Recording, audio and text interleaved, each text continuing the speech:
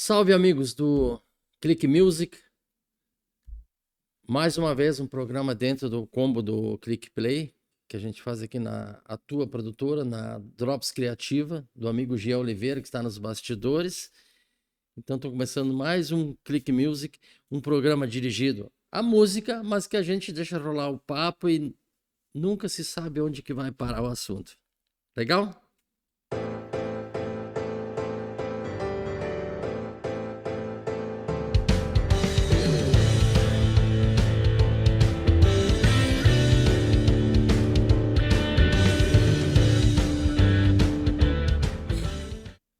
Hoje estou aqui, uma grande amiga, amiga de muitos anos, amiga da música, amiga de coração. Meu filho estudou piano com ela, com a Josélia. Vamos falar um pouco sobre música, musicalização infantil, como começa, o que se faz com as crianças, como... Enfim, Josélia e Antiferla. Te apresenta, Josélia. É uma alegria muito grande estar aqui com um amigo e estar falando sobre algo tão importante do ser humano, na vida da criança, na formação da sociedade. Bom, eu sou, como tu apresentaste, né, a Josélia, e trabalho com música acho que desde sempre, desde sempre, desde pequena, estudando música no primeiro momento, mas sempre sentia de que Meu caminho o é esse. meu caminho é esse. Meu caminho é esse. De família de professores, minha mãe era professora, então parece que essa naturalidade com a profissão de ser professora era, era muito certa, e a música, então, era mais certo ainda. Era professora de música. E aí já nem lembro, mas a minha mãe conta que eu sempre dizia que seria professora de crianças bem pequenas. Geralmente filho de professor já tem um pé na profissão, Isso. né? E aí é só um puxãozinho e já tá lá dentro. Mas é que é isso, né? A educação, ela tem disso, quando a gente enxerga de pequeno um determinado caminho, esse caminho é um caminho mais fácil. Então, filho de professor, né? Segue professor, filho de advogado, segue advogado. Quer dizer, a formação da gente se dá nessas experiências tão de tanto tempo antes, né? De tão criança, de tão pequenos. Então a gente acaba se espelhando. E que daí é isso, sobre isso que nós vamos conversar hoje, a questão da importância da música na primeira infância, né? A questão da musicalização, que é isso, é aquilo que tu encontra desde pequeno e que depois tu vai encontrando esse caminho na vida adulta, né? E todos os benefícios que a música nos traz, né? Imagina um filme sem música. Imagina o tédio que é isso, né? Então, é só um pequeno ponto, né? Aí, quando tu me chamaste para conversar, aí fui lá dar uma. A gente vai buscando, né? Porque muitas vezes acaba automatizando algumas coisas, fui buscar. E aí, digamos, a primeira ideia que me trouxe o meu material foi esse. A música não é uma questão de aprendizado, uma expressão apenas musical. Ela é uma expressão do coração. Quer Uh, dizer o quê? Então, imagina o que é um filme sem a emoção, sem é, essa linguagem do coração, é apenas uma mercadoria. E, na verdade, o filme é uma obra de arte, né? É algo que vai além. E que precisa desse fenômeno, precisa dessa linguagem musical para passar essa emoção, enfim, é. aquilo que pretende, A, né? a arte, ela tem esse ponto, assim, que uma arte complementa a outra. Sim. É incrível, né? É. Uma arte vai puxando. Por exemplo, você faz um filme, um vídeo. Uhum. Como é legal ter um fundinho musical. E quando dá o silêncio entre as falas, um pouquinho mais de volume, volta. Mas tem que ter, né? Senão fica morto, fica monótono, fica chato. Porque, porque é isso, porque é a linguagem da emoção, da sensibilidade, e que, acima de tudo, então, falando da formação do ser humano, ah, é isso que nos torna humanos, né? Então, é a linguagem, é a sensibilidade, é se colocar no lugar do outro, é tu criar esse ambiente saudável para que a criança seja mais humana, né? Mais humana, que é o que a sociedade precisa, né? Uma sociedade que trabalha de forma coletiva e sabendo se colocar no lugar do outro.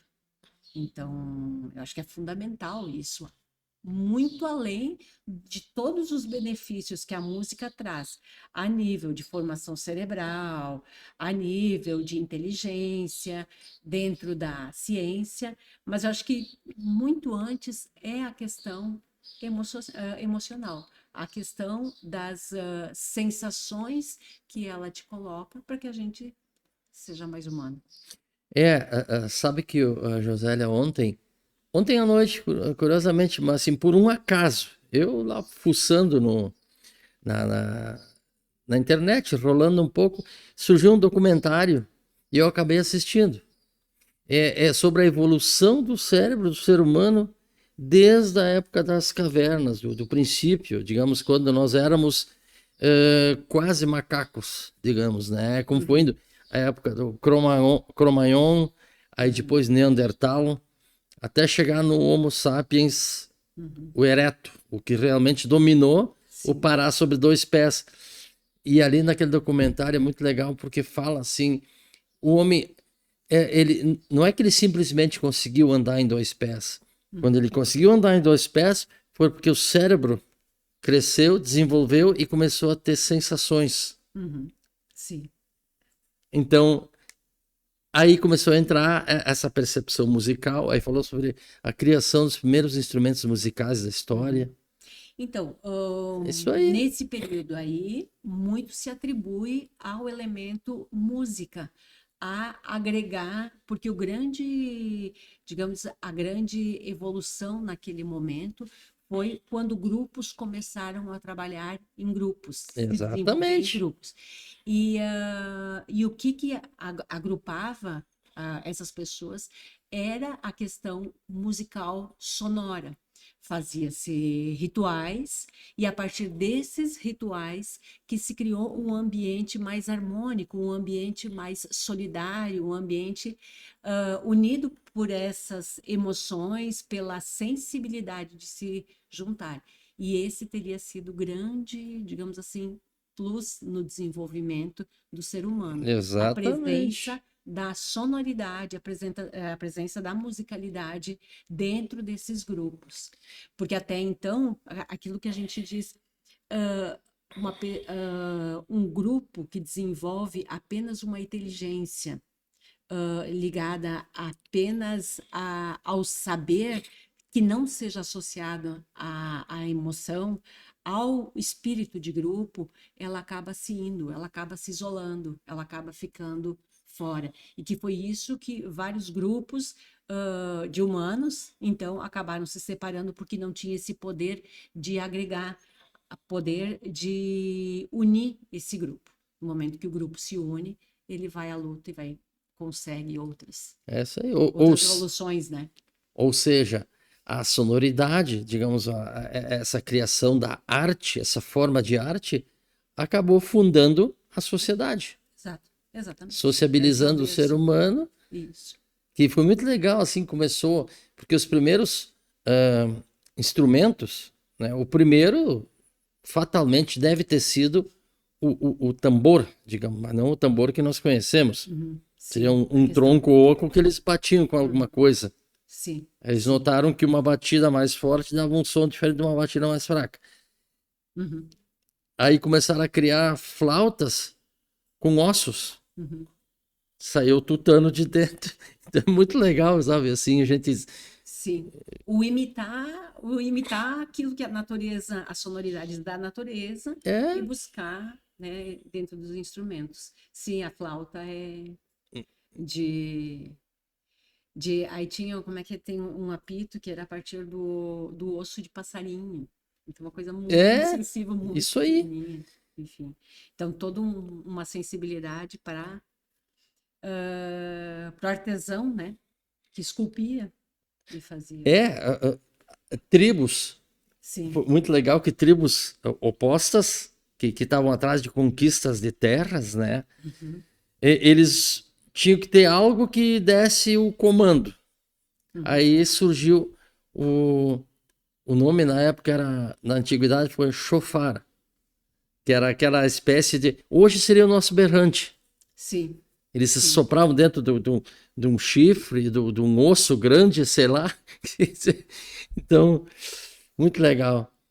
Mas daí o tempo foi passando, passando e surgiram os músicos mais profissionalizados, digamos, uhum. e as escolas de música, que é o nosso foco aqui. A gente fez uma introdução aí de quase Sim, 10 minutos, né? Até para contextualizar. E é legal sempre. sim, Conhecimento nunca é demais, né? sim. A gente precisa compreender a história, né?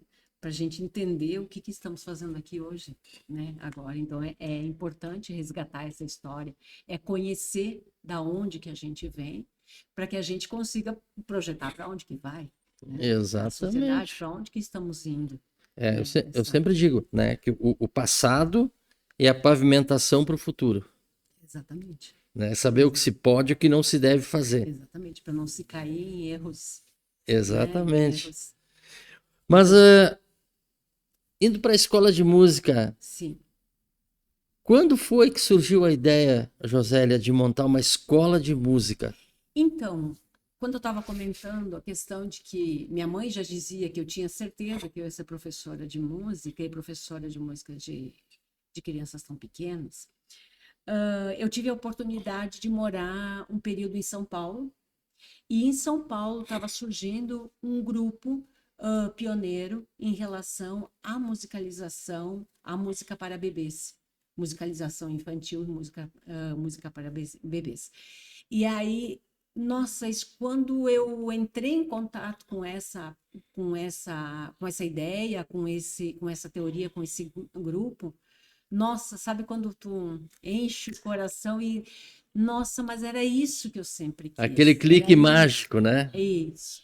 Então, como assim tem alguém que já pensou aquilo que eu pensava, Aham. né? Mas, e aí é o trabalho da Josete Ferres, uma professora, e cheguei a conhecer ela, hoje ela é falecida, que deve ter começado por volta da década de 70, 60, 70, e ela, de forma intuitiva, desenvolvia musicalização, música para crianças antes de ir para o instrumento musical.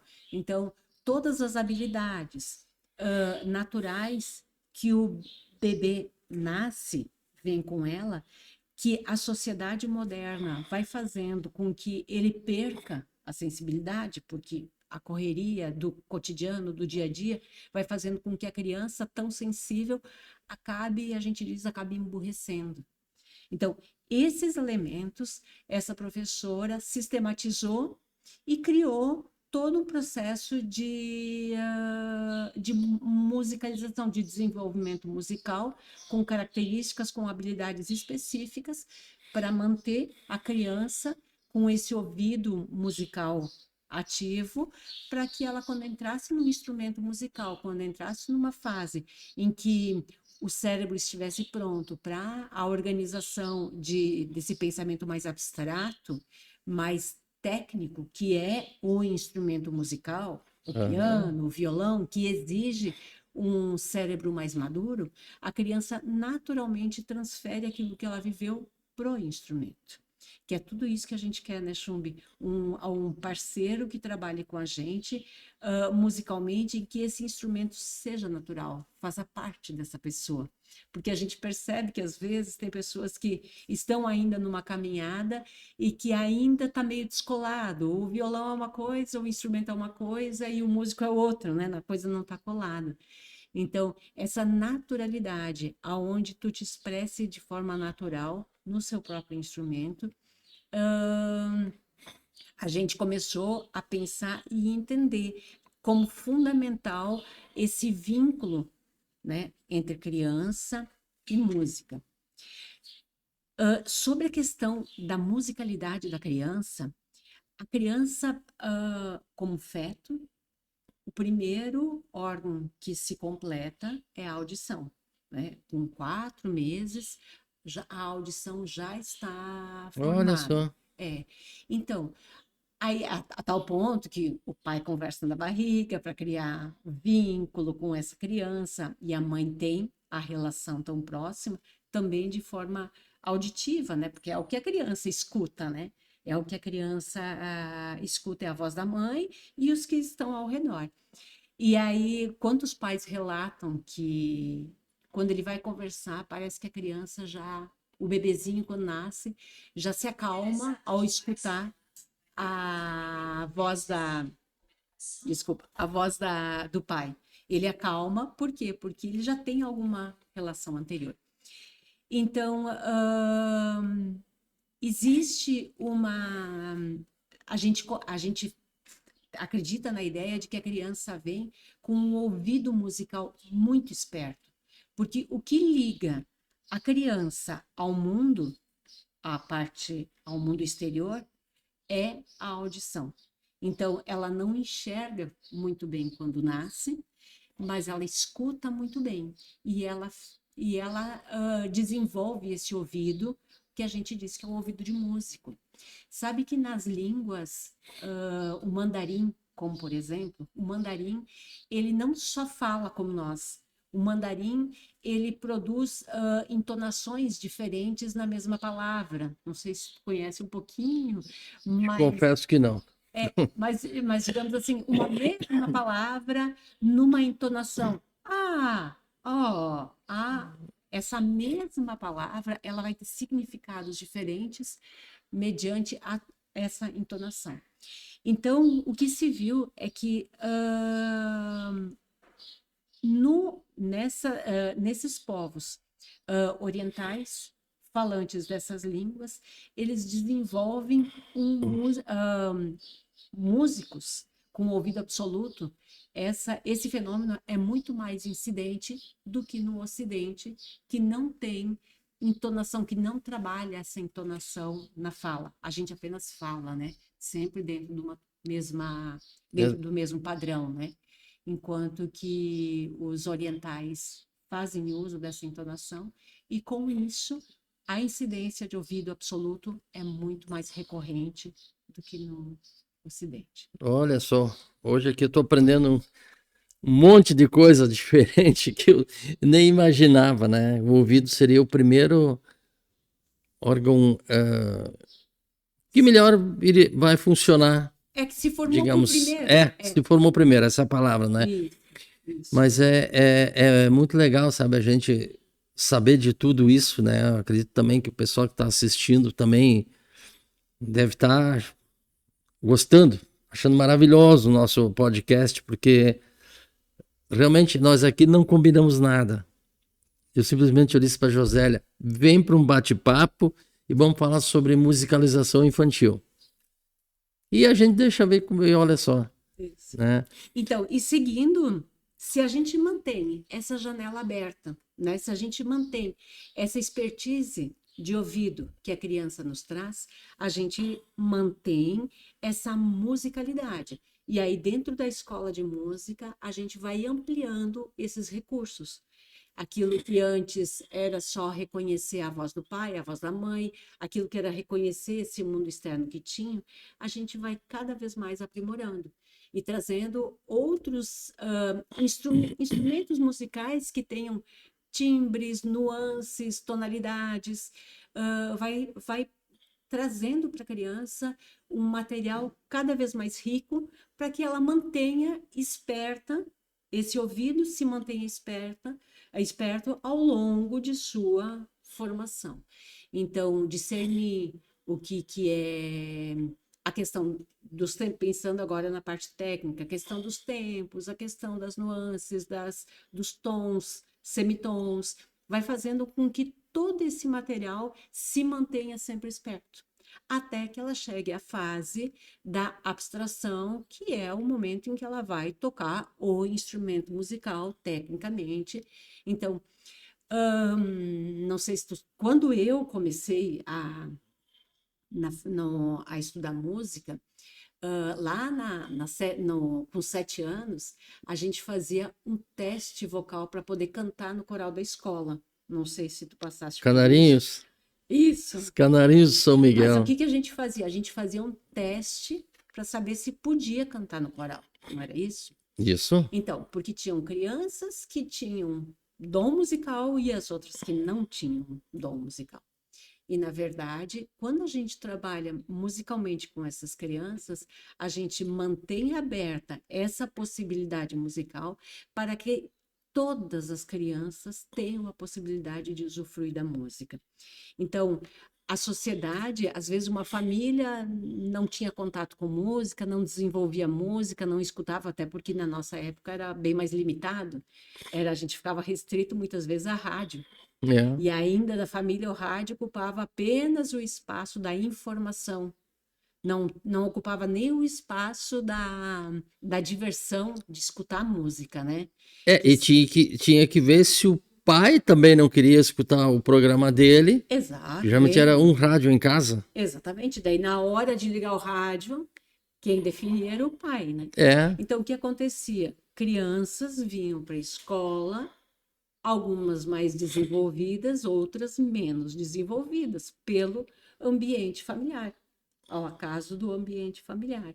Então, a gente dizia que algumas cantavam, outras eram os besouros do grupo, que mal e mal faziam, né, alguns ruídos. Então, é triste, foram gerações, são grupos que não puderam usufruir por falta de oportunidade. Então, eu penso que a escola a função da escola é não potencializar a ideia de dom, e sim a ideia de que todos nós temos a possibilidade, mediante a ser desenvolvidas, mediante a ter as condições, né, ambientais para desenvolver musicalmente, né? Que legal, é bem isso aí. Mas, Josélia, quantos anos estás com a escola de música? Então, acho que um marco na minha vida foi quando eu retornei de São Paulo, desse grupo, de conhecer essa teoria e de entender esse processo de musicalização dentro, né, de 0 a 6 anos. Voltando, eu comecei com o meu primeiro grupo de experiência. E isso foi em 2001, deve ter sido em 2001. E aí, com isso, eu precisei de ajuda de outros professores para completar, porque eu não acho saudável que uma pessoa, um professor, trabalhe a vida de toda essa criança. É importante que o aluno tenha experiência com vários professores. Então, a ideia de que na primeira fase eu iria assumir e que depois a completar outros profissionais agregassem, aí que surge a ideia então de escola e de agrupar um número de professores, né, para que essa criança tenha mais experiências, né, e que seja o mais rico possível. Tá, e assim, para começar, ponto de partida, por exemplo, quem é que foram os teus professores? Então, isso é uma história legal. É muito bacana, porque Então conta para nós.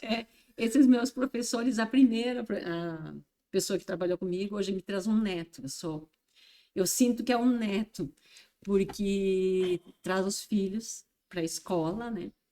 Então, eu tinha uma aluna de piano que, além de fazer aulas de piano, ela também tocava violino, fazia fora, porque a Arroio do Meio não tinha professor de violino. E ela vivia muito próxima, dentro da escola, queria muito, gostava muito de consumir música. E aí começou a se despontar como professora de violino. E eu disse para ela: a Arroio do Meio não tem professor de violino. Trabalha junto.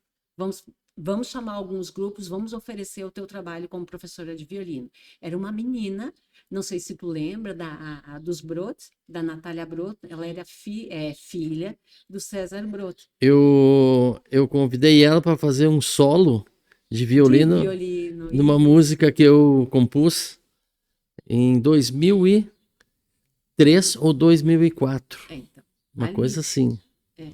Então, muito disponível, ela gostava, né, sempre gostou muito, muito parceira. E aí ela começou a dar aula de violino. Então, aprendeu na vida, né? Aprendeu a trabalhar dentro desse formato que a gente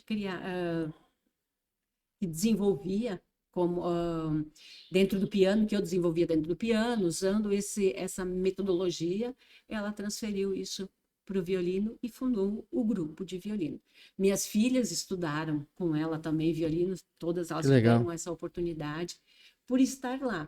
E aí começa a surgir a ideia de escola, a partir dessa possibilidade, onde as minhas alunas acabavam me ajudando a trabalhar e acabavam também trabalhando ajudando a consolidar a ideia de escola. Tá. É, e a professora da Josélia, os professores da Josélia, quando tu deixasse quando tu resolveu, bom, eu quero estudar. E aí Música. tu começou. Quem é que te deu aula de Sabe piano, que a né? minha primeira professora, ela era a irmã Raquel. Ela no Hum, colégio das São irmãs, no Miguel. São Miguel.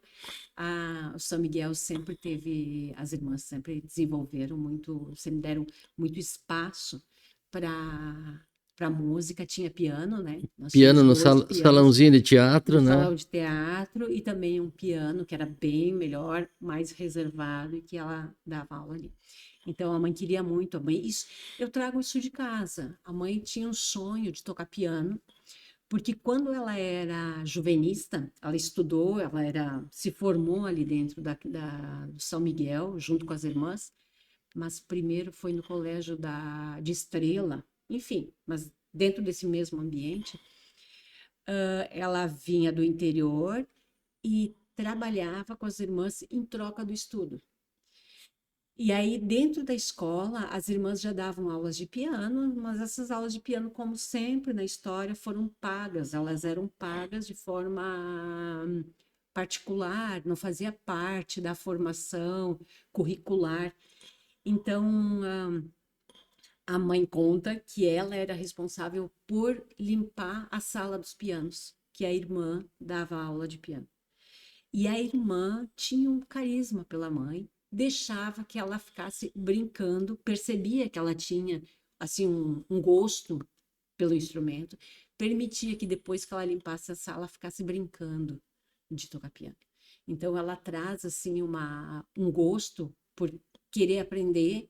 Naquele momento não teve oportunidade, não conseguiu, digamos assim, evoluir, porque ali ela ganhava algumas ajudas, ela observava e fazia alguma coisa, tocava alguma coisa, mas não chegou a sistematizar um estudo.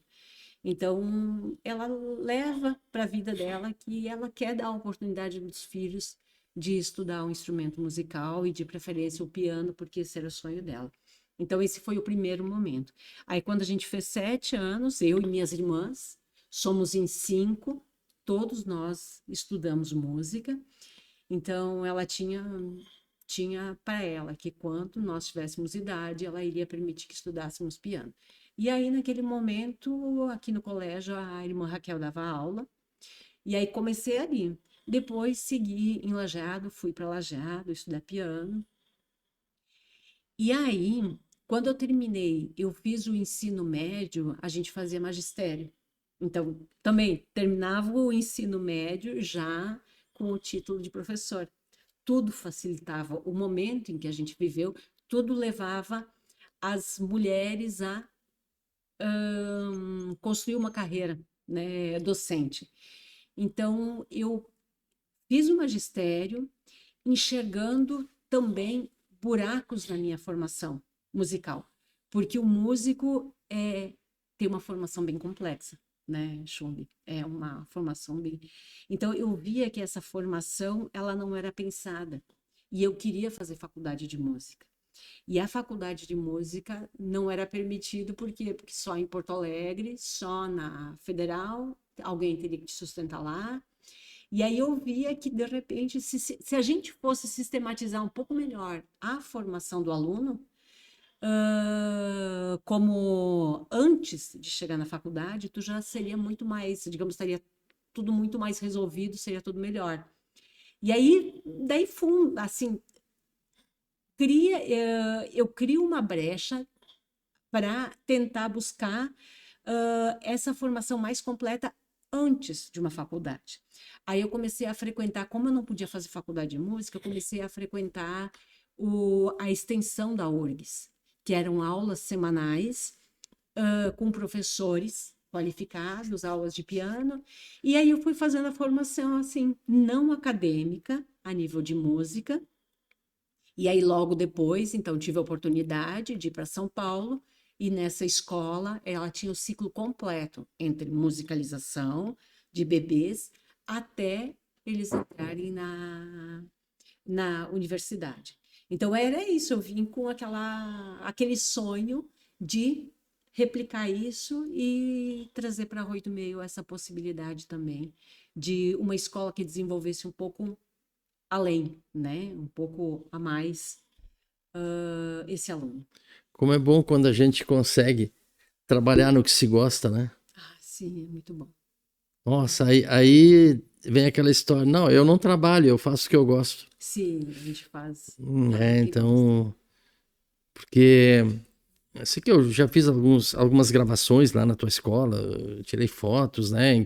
Muito também quando o Guilherme, meu filho, estudou lá contigo.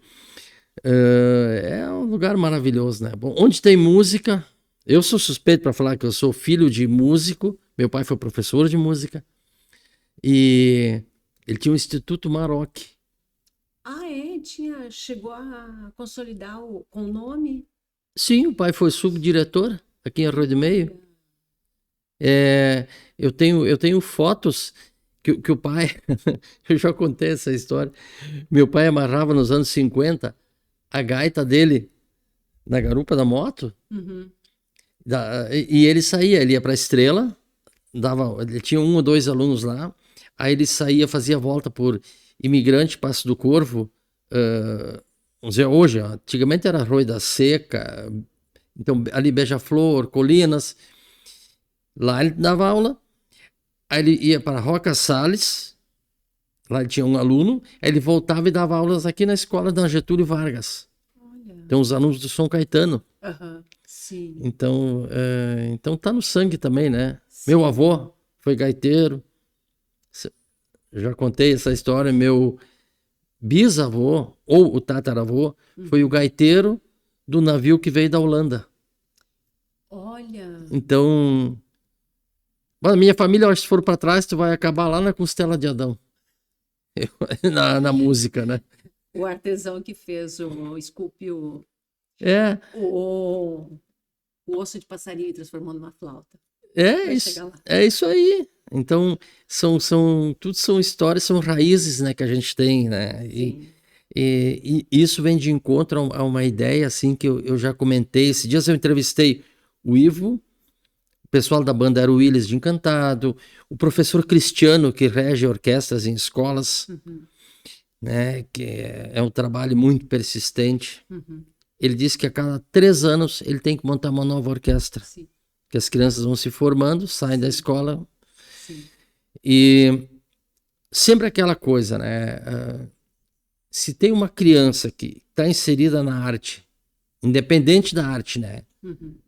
Música, pintura, escultura, grupo de danças, qualquer coisa, não tem errada. Vai dar um ser humano bom quando crescer.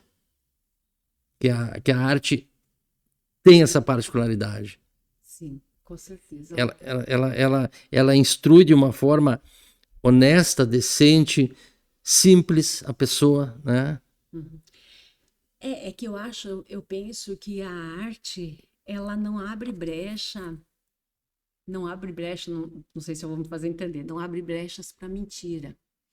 Porque Exatamente. quando tu desenvolve, se tu toca um instrumento musical, se tu faz o trabalho artístico, seja ele que tu dança, aonde que está a prova? A prova é o que tu faz.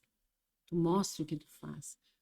Tu não, o jogo das palavras, muitas vezes em determinadas áreas, ela te permite a criar uma ideia, Uma narrativa. uma narrativa do que é e muitas vezes não é. E a música, em especial do caso do que me toca, né? A música não, tu mostra pra gente, né? Tu mostra. E aí, o que vem muito junto com isso é a questão da resiliência, porque não é tocar uma vez, não é tocar duas vezes, não é tocar três vezes, é a persistência que faz o mérito, que faz a formação dessa criança. Então, tu começa a desenvolver no ser humano um ser humano resiliente, que sabe o quanto de esforço precisa para conquistar as coisas e que a conquista se dá a partir do que tu fazes. Então, é tudo muito real, pegando aquilo que a gente vem vivendo hoje, da inteligência artificial, que sim, é um recurso maravilhoso que a gente tem aí, que a gente precisa incorporar também, mas a música, ela cria essa realidade, né? A coisa feita naquele momento. Então, uma criança que desenvolve fazendo, imagina ela usando uma inteligência artificial hoje a seu favor. Quer dizer, ela vai aprender, ela vai manipular de forma muito mais consistente do que daqui a pouco alguém que só faz uso de uma determinada narrativa ou A arte ela coloca bem um ponto. O ponto é que a pessoa chega. Ela pode enrolar aqui, pode fazer um monte de coisa. Nem tu disseste, né? Pode tentar manipular. Mas quando é na arte, bom, agora é comigo. Tenho eu comigo mesmo. Eu tenho que produzir. Então, é uma coisa muito sincera a arte, né? E com inteligência artificial, olha, eu tenho minhas restrições muito, muito, sabe? Porque eu acho que estou mexendo numa coisa meio perigosa em outros setores, né? Mas aí não precisamos entrar nesse mérito, que é um assunto muito vasto. Mas na questão da música, eu tenho um amigo que ele me manda músicas, né? Ele me mandou duas. Olha as músicas que eu fiz. Eu disse, como é que tu fez? Ah, inteligência artificial. Na terceira que ele mandou, eu disse, cara, não me manda mais isso aí. Porque isso aqui não é tu que faz. Tu pede para fazer. Né? Por favor, não me leva mal. Aí eu me expliquei, não me leva mal, né? Mas eu como compositor também, mas eu não... o mais do mesmo, né? Ali Não é o aceito. mesmo, é o mesmo, é o mesmo, né? Só que com isso, Chumbi, talvez a gente acabe percebendo de que esse mais do mesmo, ele já fazia parte da vida da gente. Aí essa pessoa se autorizou a te mandar esse material e achar que ela era que era um músico. Na verdade, às vezes, talvez a inteligência artificial pode escancarar uma mediocridade que tinha entre, né? Sim, Então, eu acho que assim, esse estímulo a que o músico faça um tanto a mais do que aquilo que é óbvio, talvez a gente pudesse entender que faria com que a gente produzisse um pouco mais, que talvez a gente elevasse um pouquinho mais o nível, né? E porque ela escancara uma música feita por inteligência artificial, a gente sabe que foi feito, né? Foi feito e sabe que é. não tem emoção nenhuma, é tirada toda a emoção e Não, a pessoa que é músico de coração, ele não aceita a inteligência artificial. então, e ele vai colocar o coração dele. Essa é a É, diferença. Ele vai colocar no material o coração dele, né? né? Ele quer produzir, por exemplo, Quando eu sento com o meu violão, né? Eu começo a tocar, às vezes nem sei o que eu vou tocar. Eu começo a bater acordes, Ah, porque eu não sou tão técnico, né? Eu não sei ler partitura. uhum. Então eu vou no meu instinto. Mas e aí eu começo a formar uma melodia na minha cabeça e componho alguma coisa. Mas Sim, eu tenho que fazer. sim. Bah, eu pegar de outros, Não, né? sabe? Mas tu sabe que, bom, tu disseste no início, na introdução, de que a gente não sabe aonde que vai conversar, aonde que vai parar a nossa conversa. Exato, exato. Mas tu sabe que tem, a partir dessa questão da inteligência artificial, vários músicos se movimentam e estão dando visibilidade a como tu cria uma música que vai além daquilo que propõe a inteligência artificial. Então, não sei se você já ouviu falar nessas bandas, tem uma banda que vem trabalhando com microtonalidades. É, não sei se conhece a microtonalidade entre o dó e o ré tem meio tom que é o dó sustenido, né? Sim, Dó sim. sustenido, ré bemol. Aí é isso que o piano tem. Ele não tem nada a mais do que dó sustenido e ré. Já no traste do violão, tu vai perceber que tem nuances. De dó para dó sustenido tem um pouquinho mais de espaço, porque o traste, né, aquele Uhum. espacinho, a casinha, né, ela é um pouco maior. Então, eles criaram um instrumento musical que valoriza esses microtons, que entre dó e ré teriam 9 subdivisões. E Nossa. aí eles criam um rock bem pesado. Eu vou ficar te devendo o nome da banda, que veio à tona agora, Uhum. nesses últimos meses, com um instrumento que, e eles exploram essas microtonalidades. É um trabalho bem bacana, bem instigante, que nada mais é do que aquilo que na Idade Média se tinha, né? A música oriental tem aqueles instrumentos musicais que não têm as subdivisões, né? Tem aqueles ali, não é lira, fico te devendo os nomes, mas enfim, é um instrumento musical que não tem as divisões de dó, ré, mi, fá, sol, lá, si, dó. É simplesmente um braço livre em que tu vai trazendo a nuance que tu queres. Para o fácil entendimento, às vezes, das pessoas, digamos, o violino, O o violino, violoncelo. exato, que tem essa abertura para fazer aquilo que a gente dizia desafinado. O desafinado, o que, que é? É colocar no lugar diferente do que aquilo que a gente prevê a nível de piano, né? Entre dó, de novo, né? Entre Uhum. dó e ré. Então, esse desafinado são possibilidades sonoras que não estão dentro da caixa. Sim, quando eu falo em inteligência artificial, que eu sou contra, né? É aquele sujeito que, olha, me faz uma música falando de amor com uma batida lenta, em que eu fui abandonado pela namorada. Brum. Aí alarga um troço assim e o cara diz, olha a música que eu fiz.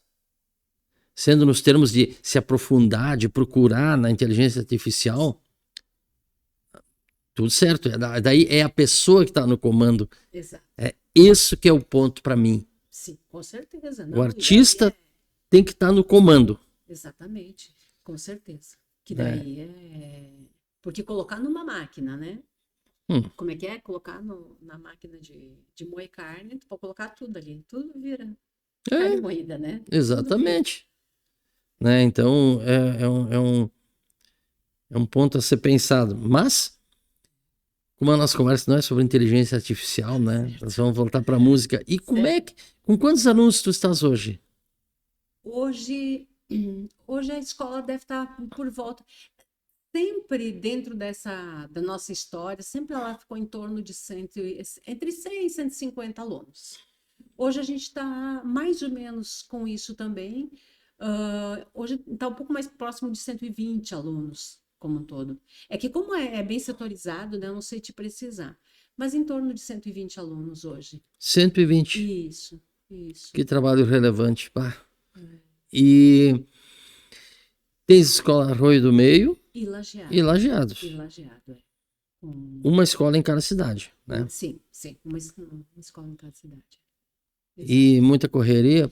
É Arroz meio bastante. Lajeado vai e volta e... É bastante correria. A gente tem uma dificuldade muito grande com profissionais nesse momento. Profissionais da educação, profissionais que trabalhem com gente, né? É uma dificuldade bastante significativa.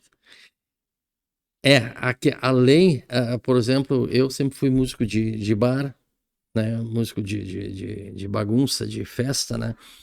Mas para trabalhar numa escola, tem que, além do conhecimento musical, existe o relacionamento. Saber conduzir. Não é só sentar ali, tocar e dizer para o aluno, não, é assim. Não, tem que ter aquela didática, né? Isso. Tem que ter o conhecimento pedagógico para que, de fato, aquilo que tu te dispõe, né? Encoste, né? Encoste no teu aluno. Faça a diferença no teu aluno, contribua, cresça. Então, o músico, ele tem uma dificuldade, eu penso assim, que talvez na nossa área mais complexo, porque o músico, ele tem que mostrar de si, é o que aquilo que tu disseste antes, a gente faz a música e a gente quer mostrar essa produção musical. Quando a gente fala de educação musical, o que tu faz? Tu te tira desse trabalho e tu promove um espaço para que o aluno se manifeste. É ele que tem que produzir a música. Digamos assim, é o desenvolvimento dele que está em jogo e não particularmente do meu ser como músico, eu, Josélia, como musicista, né? Então, eu preciso tirar isso do caminho para que o aluno se desenvolva na sua musicalidade. Ou seja, cada um tem que ser o protagonista do seu caminho. Do seu caminho. E a função do professor é facilitar esse caminho, né? É já ir pavimentando, né? Para que a criança vá conseguindo passar cada vez mais. Mas tá bom, Josélia. Olha, nós já estamos há mais de 40 minutos aqui conversando, né? Eu acho que foi muito produtivo. Espero que o pessoal tenha aproveitado bem tudo que ouviu aqui hoje, porque veio muita informação. Me surpreendeu essa de que o primeiro órgão, um dos que mais se desenvolve é a audição. Eu nunca tinha parado para pensar nisso. Ninguém nunca me falou isso. Mas é muito legal. Então tá, José, tu tens um tempinho agora fazer teu fechamento, né? Vamos encerrando o programa, né? Fica à vontade, né? O pessoal tá aqui, tá esperando as últimas palavras da Josélia. Tá certo, então. Não, eu fico muito, muito feliz por dar esse espaço para a questão da música. Eu acho que a música, sim, é uma sociedade que se desenvolve com a arte, uma sociedade que se desenvolva e entenda a importância da arte, a importância do desenvolvimento emocional do seu grupo. Ela é uma sociedade que caminha de forma diferente. E em relação a todas as dificuldades, as tragédias que a gente passou nesses últimos anos, faz mais sentido. A sociedade precisa de pessoas cada vez mais sensíveis, cada vez mais humanas, para que de forma coletiva a gente desenvolva os seus propósitos, as suas dificuldades, e para que junto cresçamos. Então, como lá nos Neandertais, que tu comentaste, né, a importância da música para agrupar essa sociedade, a gente vive muito visivelmente isso hoje. A gente precisa de seres humanos, cada vez mais humanos, que se importem com o outro e que queiram crescer de forma coletiva. Então, eu acho que é isso. Eu acho que a gente tem que estar sempre aí buscando e abrindo espaços e trazendo esse tema sempre ao nosso cotidiano, ao nosso dia a dia. Legal. Agradeço muito a presença da amiga Josélia, amiga de longa data da música, Nós tocamos um festival juntos, né? Nossa, Um claro. Festican 1988. Nossa, não entrega. 1988, lá Polivalente. no ginásio Polivalente, que hoje não existe mais, né? Um Festican. Eu me lembro, eu fiz uma música, uma balada. As rosas vão chorar. É, Rosas. isso. Eu acho que era isso aí. Eu acho que era tipo isso, É né? por aí. É. As flores. As flores. É. As flores. E elas tinham um grupo vocal Opus. Opus. Opus 7? Opus? Grupo Opus? É, por aí. Eu não me lembro bem. Isso. E aí ensaiamos e depois fomos pro festival. Era um Isso. festival sem premiação, né? É o Festicam, palco aberto. Muito legal. Mas agradeço, Josélia, de coração, né? Agradeço o Jean, Felipe, estão aqui nos bastidores, que ninguém tá vendo agora. Então esse é o Click Music, né? Que foi ao ar, espero que para o deleite de conhecimento de todos. E esperamos na próxima semana mais um programa. Valeu, obrigado.